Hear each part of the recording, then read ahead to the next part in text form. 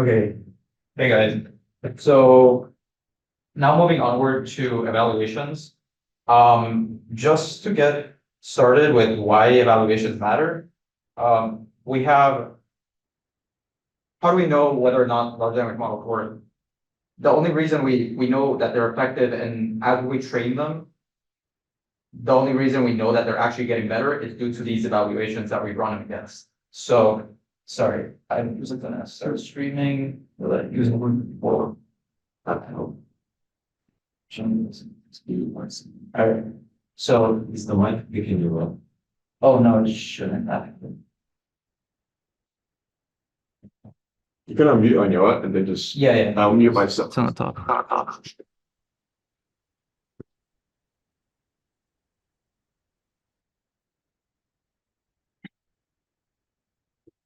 Okay. Just like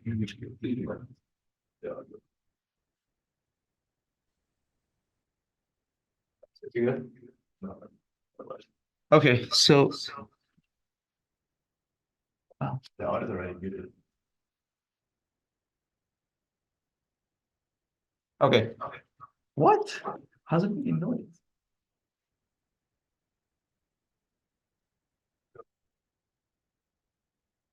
Look, like any thoughts? Troubleshooting? just make the speaker.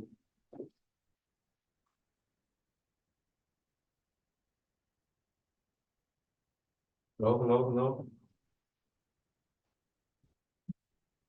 Yeah, going behind the sign. That's all.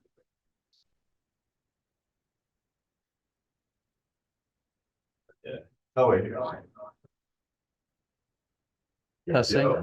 No. That's great. Um, all right, so I'm actually gonna mute myself and unmute you. Unmute your computer.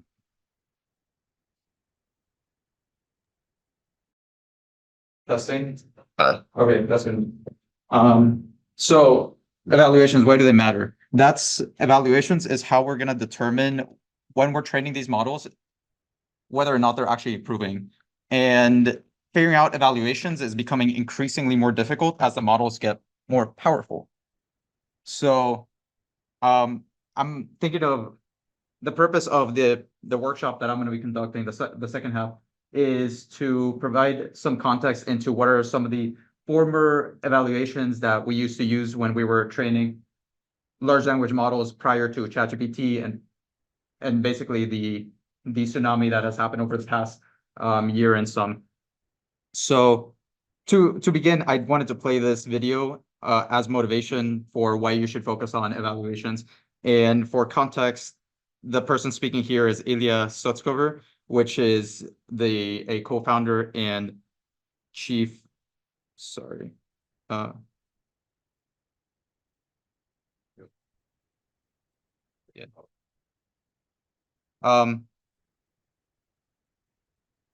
Hang on. Is it, I'm just gonna play my computer on blast. There we go. Oh, crap.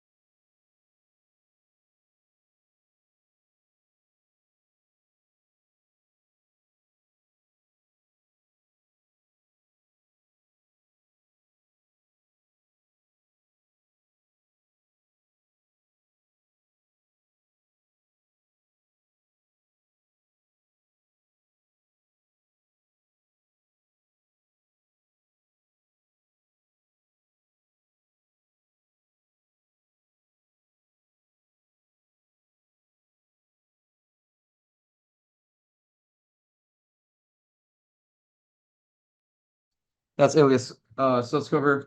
And from the range of different areas that he mentioned here with regards to what to study in academia, ranging all the way from evaluations to evaluations, I think it's pretty clear that if you're in academia, you should most likely be, if you're in academia and you want to make it into AI and you want to get some kind of clout or attention from these big AI companies, you want to focus on evaluations.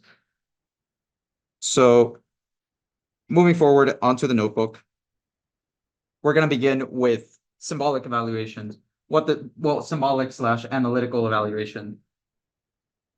Well, actually, we'll do that in a moment. So before we even get started with evaluations, there's always manual evaluations you can do. So that means literally you just run some prompt against a series of different models and observe for yourself how they perform and judge for yourself. And an example of how you can do that is utilizing tools such as this God mode browser, which enables you to in parallel run multiple LLM clients and submit the same prompt to all of them so that you can see the responses side by side. And here is a video on how that works. Well, actually, the video isn't really necessary. I think you get the gist here. So he basically opened up a tab, you can call it, for OpenAI. So I think that's Google Bard, and then other AI clients. And then you just type in your prompt here, and that's gonna be submitted for each one of the clients, and then you can just observe the different responses from each one of the clients. And that's something you can do at a low level just to like get an idea on how a model is performing. So moving forward from that, we have symbolic evaluations. And before we get started with symbolic evaluations, I'm gonna start off with explaining what n-gram is, because the two metrics that we're gonna be covering are using n-grams, which is a sort of naive string matcher, if you want to think of it that way, where it has a list of strings that is divided in an arbitrary way, at least with regards to one of the metrics that we're going to be using. So an n-gram, I'm going to just lead by an example. You have what n-gram stands for is n, which is going to stand for like a certain number of grams, which is certain string pieces, right? And the idea is to have a contiguous sequence of n items. So for example, if you have the quick brown fox as a reference as what you're trying to compare to, and then you have a prediction that's the quick brown dog, what's going to happen if you do one gram match here, then it's gonna do a comparison between the 1 gram reference and see how many of the words appear in succession. How many of the words appear in the prediction, which is the 1 gram matches in this case, with the reference. And in this case, you're gonna have the quick brown. And that's gonna give you a score of 3 out of 4 because it inherently takes into account the amount of words in the reference, which is 4 words. So you basically got 3 out of the potential 4 grams correct. That's going to give you a score of 0.75. If we extend that to 2 gram, we're going to have the following sentence the following strings that we're going to be comparing with. If we only have the quick brown, it's gonna batch it into the quick and quick brown, and it's gonna compare that with all the possible 2 gram matches from the reference sentence, which is the quick brown fox, and we only have 2 out of 3, which means we're gonna have a score of 0.66. And that is a very brief introduction of n-grams, not that it gets a whole lot more complicated than that. And what is a metric that actually uses this? That is Blue, which is a metric created by Google to evaluate their translation models before, and this was before before the pre-ChatGPT. So the purpose was to provide it a series of potential translations, as I'm going to demonstrate here below, where you're going to have like the quick brown fox and the quick brown cat, which aren't necessarily like actually accurate translations. But you can imagine that whenever you're translating from one language to another, you can have multiple different translations that mean the same thing when you're translating from one language to another. So that's the purpose of Blue. So if we were to experiment with this using the quick brown fox with an added fox in there, it's gonna find the most similar. Well, it's gonna run each one of the. It's gonna run the prediction against each one of the references, which in this case we only provided 2, and it's gonna return the score for the highest. It's gonna return the highest score in comparison. And how it computes these scores is through getting the geometric mean of the precisions, which is basically the n-gram scores. And it's going to run, and the geometric mean is from n-grams of 1 gram to 4 grams. And it's going to get the geometric mean of all of those. And it's going to multiply that. And it's going to multiply that through the brevity penalty, which penalizes strings for being too short. Because in translation, you might lose a lot of context if the translation is too short. You can already see like this brevity penalty might not apply to some languages, which might be more brief than others. But this is a very this is a metric that you're going to come across quite often whenever you're evaluating for translations. But a drawback of this, and as we're also going to cover for the next metric, is that this only works if you already have like a reference for what you're expecting, a labeled reference. And if that labeled reference is supposed to have like the same language as what you're predicting. And in the case with ChatGPT, it is often the case that you're gonna ask a question and you don't really care exactly how it responds. You just care about the content and like the semantic meaning of what it's telling you. So that is Blue. If we carry on with Rouge, which is recall-oriented understudy for gisting evaluation, which is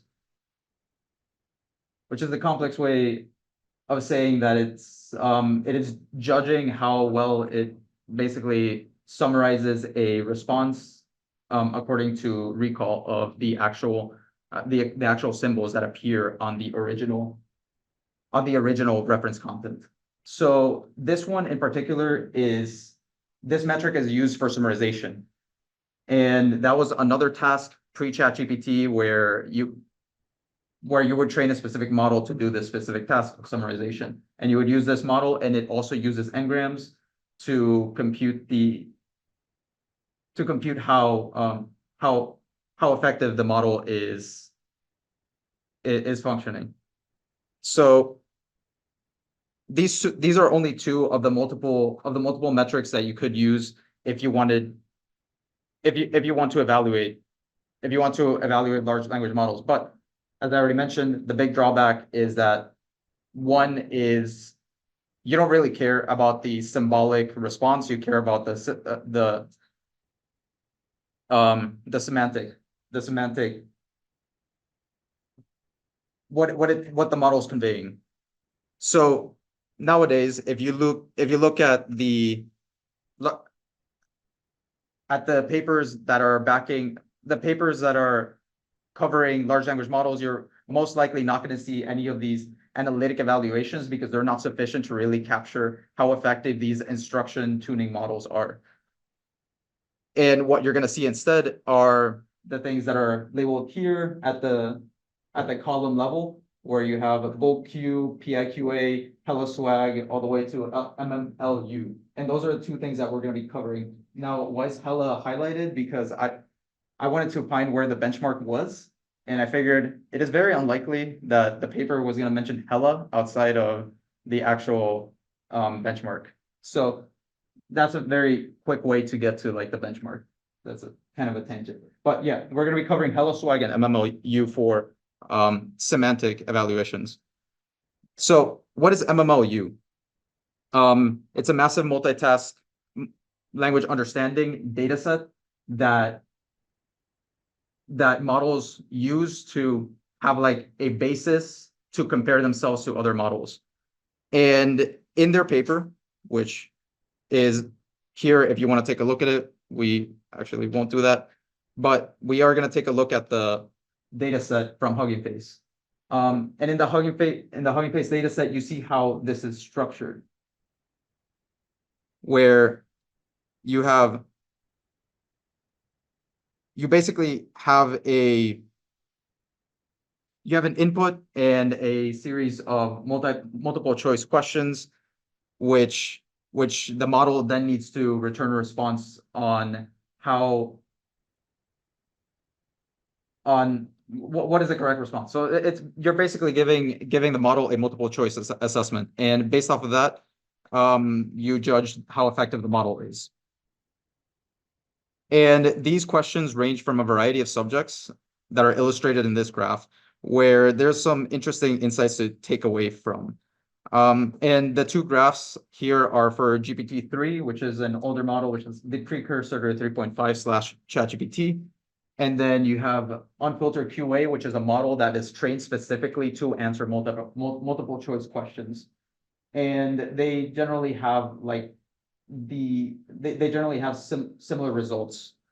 And if you look at the bottom of basically where they perform worse, and the red line here, what it represents is the random probability, which is a 1 in 4 probability that you're going to get the answer right if you just select that random. So GPT-3, for example, had a very poor score in college physics, moral science, college chemistry, and formal logic. And then unfiltered QA also had very poor scores for moral scenarios and formal logic as well. So what that kind of tells you is if you want to play life conservatively and want to ensure that AI doesn't take your job, look at like the bottom quadrant of these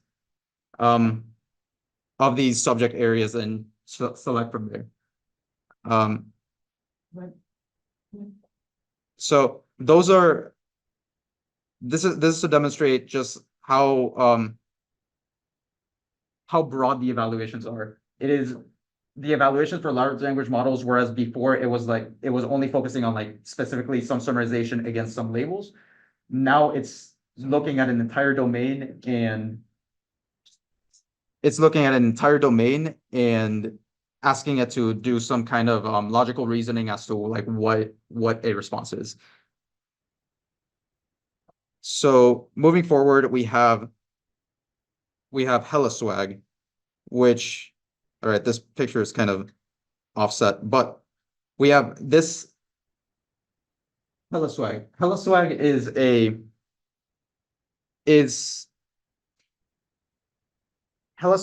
a data set that consists of also multiple choice questions, but that are selected by an adversarial model trying to trick the model into selecting the wrong question. And basically it's finding the discriminant it's creating a discriminant to provide the responses that is going to increase the likelihood of the model selecting incorrectly. And this model,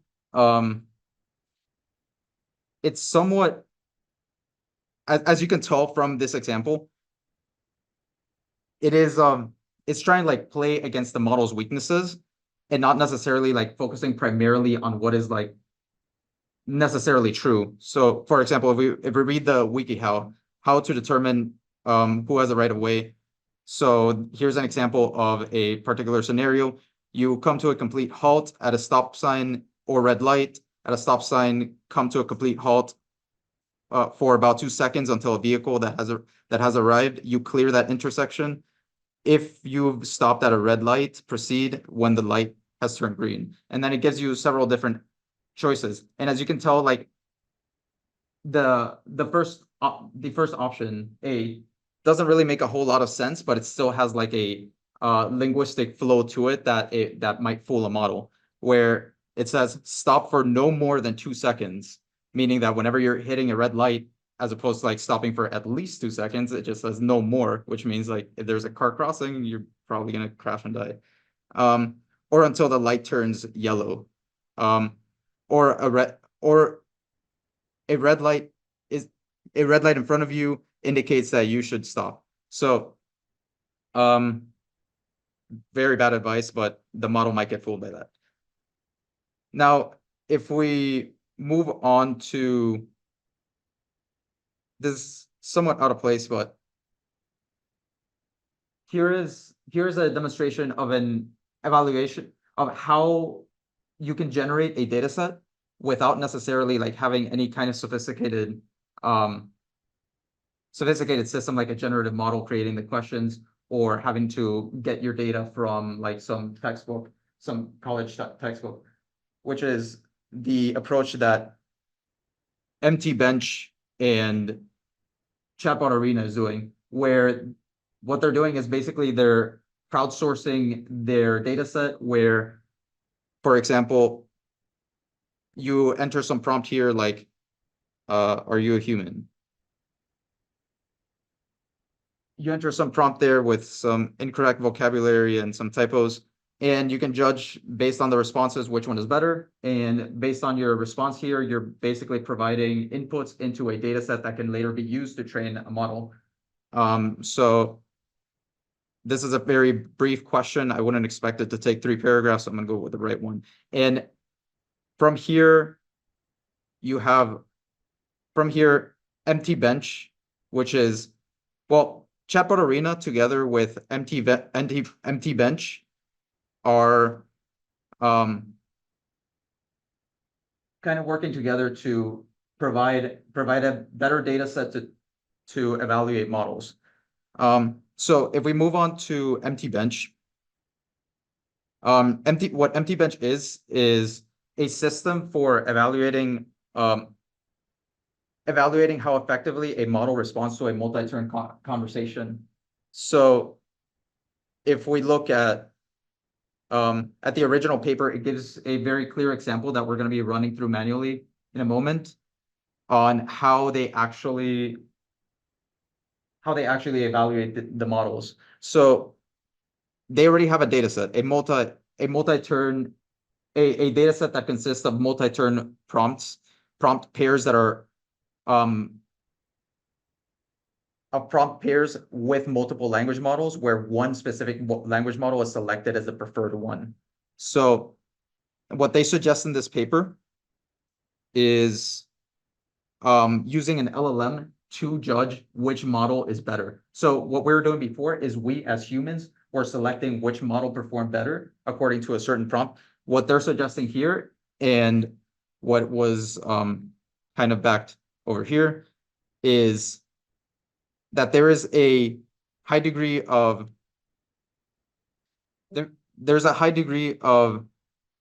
correlation between the GPT-4 judge and the human judge, where if we look at, for example, the first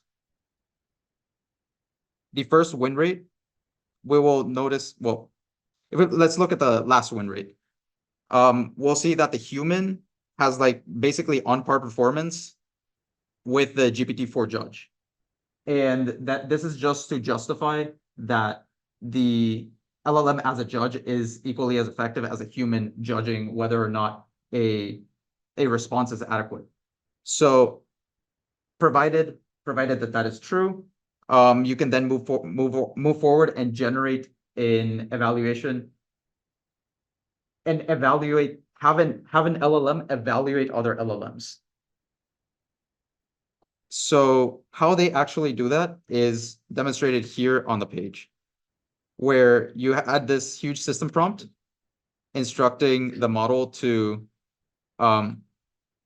select which model performs better, where you say where the model is supposed to respond with A if like the left model is more performs better, B if the B model performs better, or C if it's a tie.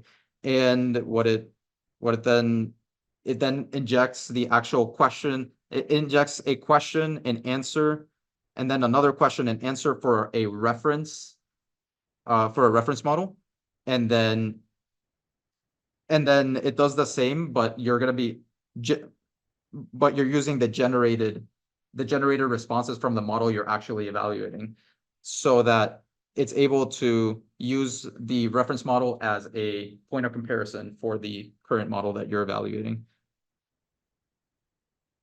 So, and that is one of the ways that it can evaluate, either by the discrete classes like A, B, or C, or it can actually just give a more a better, more like continuous classification of 1 through 10 to actually rate the model.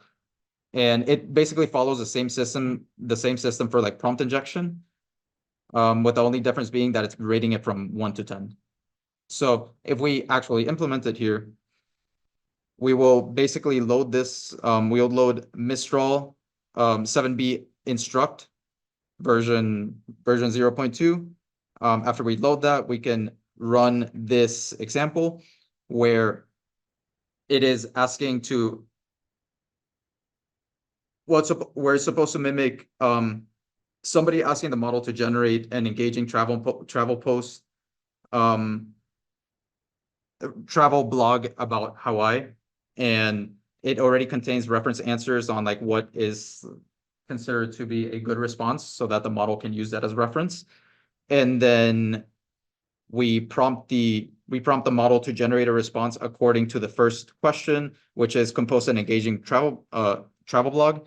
And then once it already generates an answer after it already generates that travel blog, what we're going to ask it to do is rewrite your previous response and start every sentence with letter A.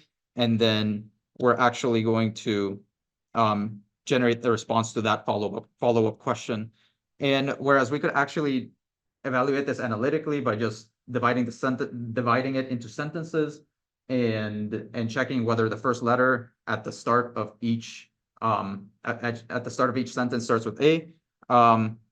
This is only one of a basically infinite amount of tasks that you could give a large language model. So as opposed to like doing an analytic evaluation, here we're basically just going to ask the LLM to judge how well it responded. And before we ask the LLM just to do a sanity check, here's an example of here's a truncated snippet of what the model actually responded with. So the first response it starts with aloha from the heart of Hawaii, unforgettable cultural, whatever. And then as I sit down to recount my recent journey, and then it follows that up with a sentence beginning in Hawaii. So now we're going to check whether it actually corrected this like third sentence here, and it started with an A. So then aloha from the heart of Hawaii, aloha starts with an A, and then eventually we get over to this third sentence and it starts with an A. So this should give it a pretty good score. So now once we compile all of this together and put it into a single prompt, we ask the LLM to evaluate the responses from the model. And after a couple of moments, it's going to give us a response of a 10. So that is to say that the model made a pretty good generation. Now, if we were to like interfere, kind of break this prompt injection here, and instead of actually providing it the answer to, we just provided the variable name answer to, it might actually like fail to like even answer. So this actually kind of breaks the system for whatever reason. The model is like compelled to continue. The model is compelled to like provide the answer and then it evaluates itself. Yeah, so it doesn't actually generate the score. It just like continues. It answers it in itself and then it gives you the score. So it's not really fair. You're basically evaluating yourself, which is pointless. Oh, and I guess something to touch on is that this is a different model. GPT-4 is evaluating Mistral in this case. Actually, no, that is a complete lie. That's what you would want to do. I got a little lazy and I'm having mixed role evaluate itself. But you'd ideally want a much stronger model evaluating a weaker model, or at least a standard model evaluating whatever model you intend to evaluate. So this is like this is just a demonstration of like breaking it. If we were to like actually enter something here, like say aloha, welcome to Florida. It should give it an awful score because it didn't really follow the instruction and it just made something up. So it's going to give it a rating of 1. So this is how you can have a LLM evaluate your model. And as models get more complex, this might be like the only viable approach because there it's just so dynamic what they can respond with.